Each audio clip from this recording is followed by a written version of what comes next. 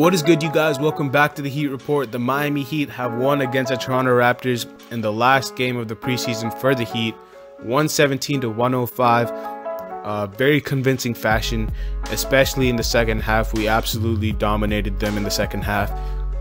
Very happy with the win. I'm going to be giving you guys a breakdown of this preseason game, talk about a few players, actually all the players, because I think last time I did pros and cons. I'm going to be switching it up this time. I'm going to be going over each player individually and talking about what I saw from them and what I'd like to see them improve on, or what I liked what they did. And yeah, I'm going to be doing that strategy today instead of going pros and cons. And if you guys like that, please let me know down in the comments, because I'm going to be doing reviews for every game.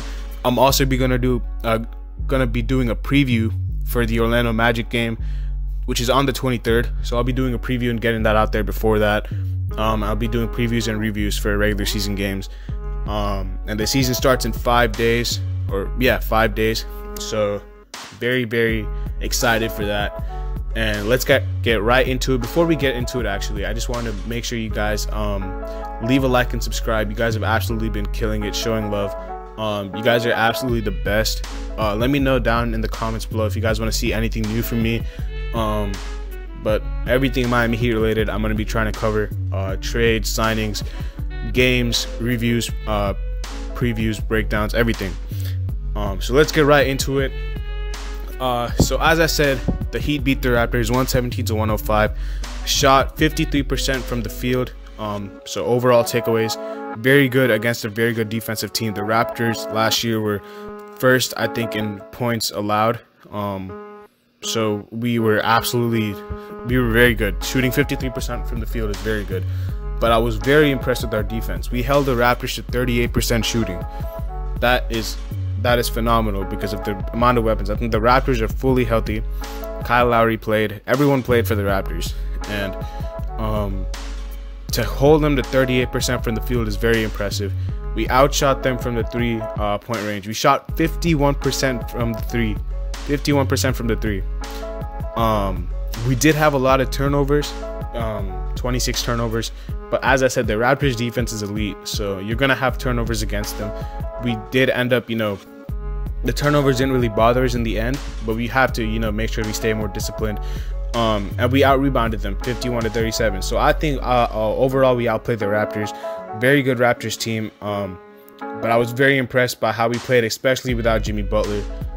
Jimmy Butler obviously, was resting. Avery Bradley had a hamstring strain. Tyler Hero was probable, but he played.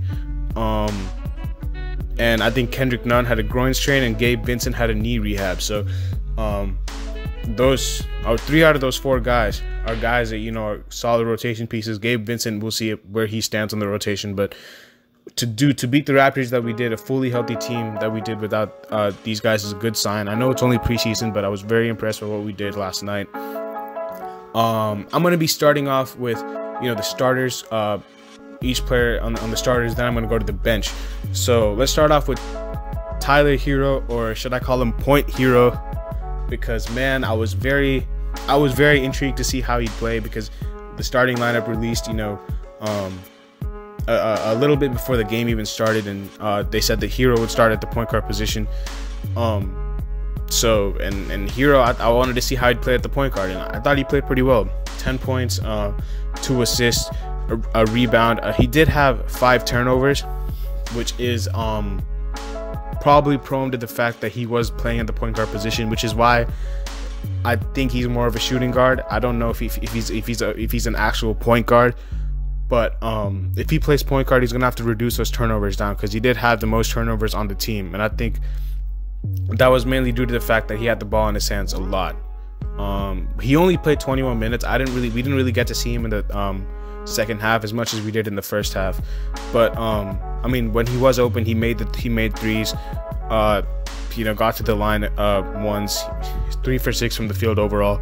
Pretty solid for Tyler Hero, and he's gonna, like I said, big reason why we're gonna be successful in the regular season. Duncan Robinson, I mean, he didn't have like the best statistical game. Let me get that out. Statistical game. 8 points, 2 for 2 from the free throw line and 2 threes. But the defense the Raptors were playing on him was very, very, like, they were not letting him go at all. They were keeping an eye on Duncan. And I think having Duncan on the floor at all times is very crucial, because even when he's not, you know, scoring the ball, he's out there. His gravity, his presence on the court just attracts so many defenders' eyes towards him, because of how well he can shoot the ball. He just draws a lot of attention, and that opens up the floor for everyone else that's playing alongside him, which is why he's so crucial to our offense. He did have 6 rebounds, and that's good for a shooting guard. I don't know, his rebounding numbers that last year weren't really that great, so having 6 rebounds this time is pretty good. Duncan Robinson, even though he didn't score as much, only had 8 points. His presence on the floor is felt at all times. Now, let's move on to the star of last night's game, KZ Okpala. I'm so happy for this man. I was very high on him coming out of Stanford. I actually thought he was going to be a mid to late first round pick. I was very surprised that he actually fell to the second round. If you guys didn't know, a little bit of trivia for you guys. We actually traded away like 2 or 3 second round picks in order to move up and snag him at the 4th pick in the second round. And I mean, from what I saw last night, it looks like a W to me. Like, KZ, I didn't know he could shoot this well. I thought he was very raw offensively. Defensively, he's always impressed me. I always knew he had the tools defensively. I mean, the guy held Siakam to 5 for 15 shooting. Like, that is insane. The Siakam's an all-star, and KZ Okpala, it was Clamp City over there. He can basically guard 1 through 4. I think that a lot of people are saying like he's gonna be like a baby Giannis. I don't see Giannis in him, because of the fact that he can shoot the ball as well as he is, and because I don't think he's as explosive going to the rim as Giannis was. But what I see from him is actually a guy on our team right now. I think KZ Okpala can become an Andre Iguodala type player, and Andre Iguodala in his prime, he was a very, very effective player. Andre Iguodala was an all-star. He's arguably a Hall of Famer.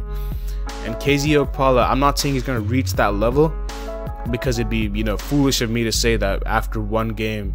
But I see similarities. I see a lot of similarities between him and Iguodala.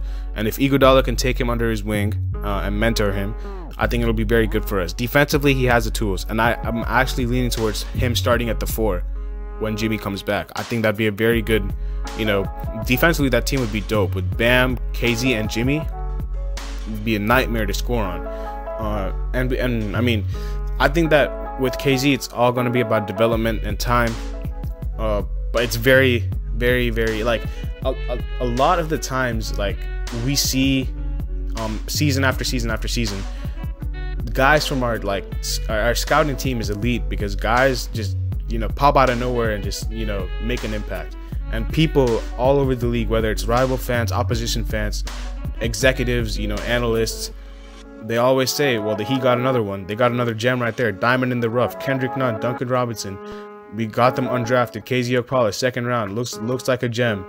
Another guy that I'm about to talk about who came off the bench last night. Looks like a gem. So we have one of the best scouting teams in the league. And I think the only scouting / development team that comes close to us is the Raptors, which is funny because we played them last night. So I think that KZ, he did his thing. He was my MVP of the game. I'm going to be giving the guys MVP of the game. And last night, KZ was the MVP of the game. Moving on to the power forward position, we had Mo Harkless. Now, Mo Harkless has had a bit of a rough start to his preseason games. The thing about Mo Harkless is defensively, I think he tends to pick up a lot of fouls, a lot of cheap fouls. I think we have to get him to be a little bit more disciplined. He fouled out in the first game against New Orleans, and then he had 5 fouls last night. But what I did notice was that his plus minus was the highest out of every starter last night. So when he was on the court, I thought he was playing pretty well defensively. Offensively, we need him to start knocking down those threes. He missed all of his threes last night. And we don't need him to shoot how Jay Crowder was shooting, because Jay Crowder was lights out at times. But maybe this is just a rough patch because I know he is capable of shooting the three. We just have to get him to start knocking them down. But I could see him as a serviceable piece to use at all times just because of his defense, and he is capable of shooting the three. It's just not falling for him right now. Just has to stay more disciplined and not pick up those cheap fouls, because he is tending to pick up a lot of fouls in these 2 preseason games. Bam Adebayo obviously started at our center spot. He had a very quiet first half, but second half I thought he made his mark. Bam was much more aggressive in the second half. An aggressive Bam is a good Bam. There was one like shot where it was like, he's done this so many times, like I've lost count. He did this against the Bucks in the playoffs. He did this against the Celtics too, where it was like an and-one opportunity. He did this last night. Late shot clock, about 2 seconds left, jab step at the, he was like very like high, top of the key mid-range, jab step, and then mid-range shot. And he did this as soon as the shot clock expires. And he's very good at this. He's very good at jabbing and then hitting the mid-range shot. His mid-range has improved a lot. Very comfortable shooting the mid-range now. I don't know. I think he can shoot the three, because even Jimmy is saying he can shoot the three as well. But I guess we're not, prioritizing him shooting the three. Maybe that time will come. But Bam, he's just a do-it-all guy. 4 assists, 9 rebounds, 13 points. I mean, 1 block. Like, he's just a guy that's gonna stuff the stat sheet without you even noticing. And that's what Bam is. Bam is our, Bam is our engine of the team. I think everyone said that. Bam's gonna be the engine of the team. And with him, we're gonna have a great chance to win every game.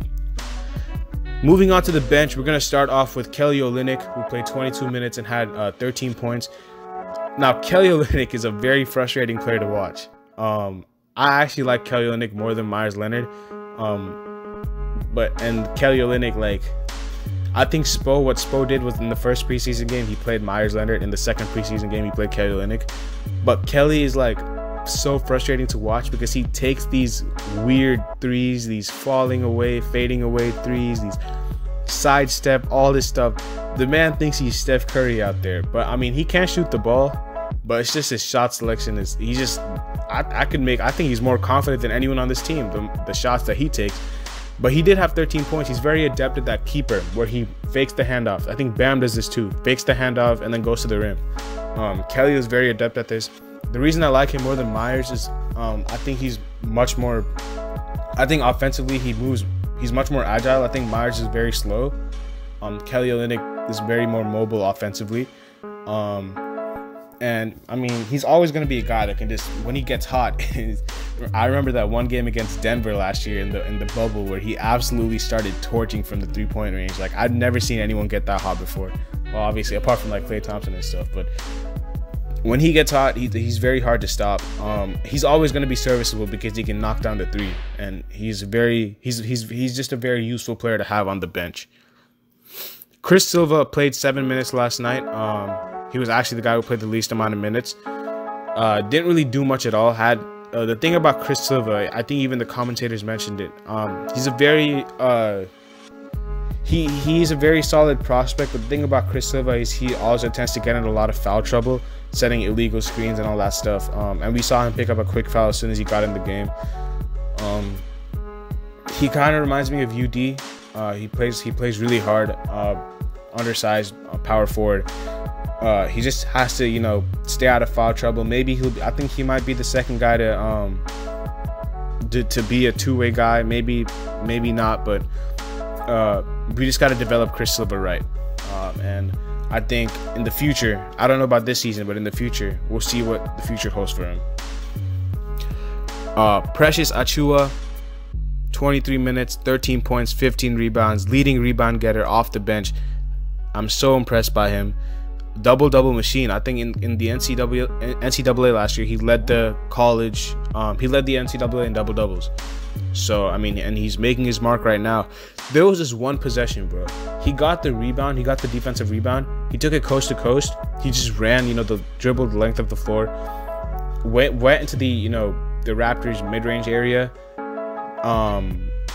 He took a step back mid-range shot, with no hesitation. He just ran up the floor, step back mid-range, went in, like pure. Like, how many centers can do that? That is a very unique skill to have, to be able to move and ball handle, like bring the ball up and create his own shot the way he can.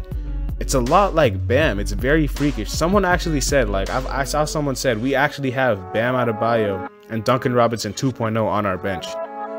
And I don't know if they're going to reach that level, but Precious looks very promising. I'm very happy with Precious. It's just, as a point guard, you love playing with Precious because he's going to, you know, hustle. He's going to set those hard screens, going to roll hard to the basket, make the right play. And that's what Precious did. So yeah, I'm very happy with Precious. I think we just got to continue to develop him. And I think he's going to be a big piece in the future as well. And even this season, he's going to be a big piece. A very good pick, in my opinion, after what I saw from him. Goran Dragic, 19 minutes, 6 points, 8 assists. Goran Dragic led us in assists last night.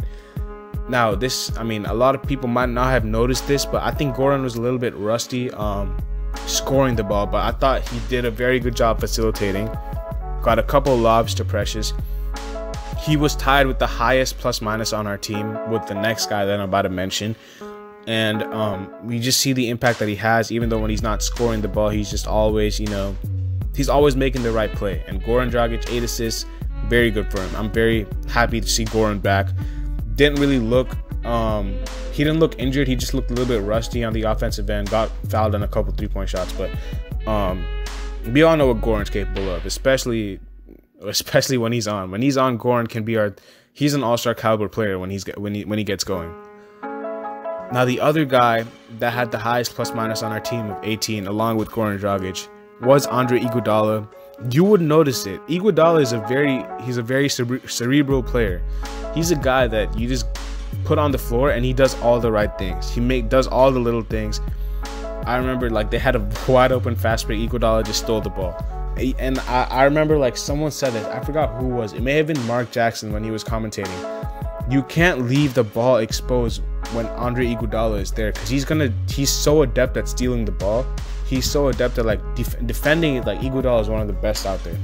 And he just does all the little things. Like, you wouldn't really notice it when you look at the box score, but when you watch the game, it's just so useful to have Iguodala there, because he's just like a Swiss Army knife that does everything. And he's going to be very important for us coming up, because we need that guy that we can just plug in, and he will do all the dirty work. He will do all of the little things that don't show up on the stat sheet.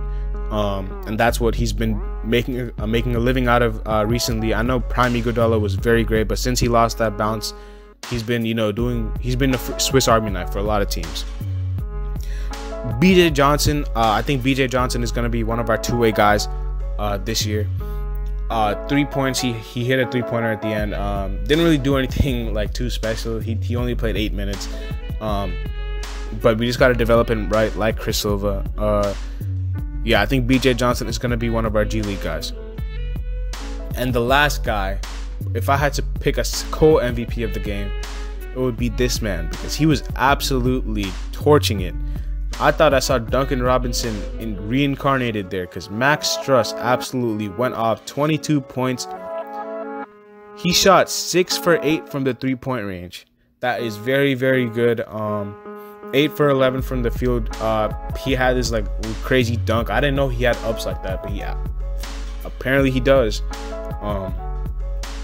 But yeah, Max Struss plus-minus of 12, 22 points, just torching it. He can shoot from the parking lot, man. And he reminds me of a Duncan Robinson. Very, very, very reminds me of a Duncan Robinson. And he's gonna be, whether he cracks the rotation or not, but I don't know. But it's very useful to have a guy that can just shoot the ball on your team. You can never have enough shooters. You can never have enough shooters. And yeah, I'm very impressed with these guys like Max and KZ, who just kind of just came on the scene last night and kind of showed the world what they're about. And they're going to be, I hope they're going to be big pieces of our rotation next year. But that's going to be it for me, guys. I hope you guys enjoyed this video. Season starts very soon. I'm going to be doing previews for the Magic games and the Pelican game as it comes closer and closer. Very excited to see what the future holds for these guys that I mentioned today, who played really well for us. And yeah, see you guys later, man. Peace.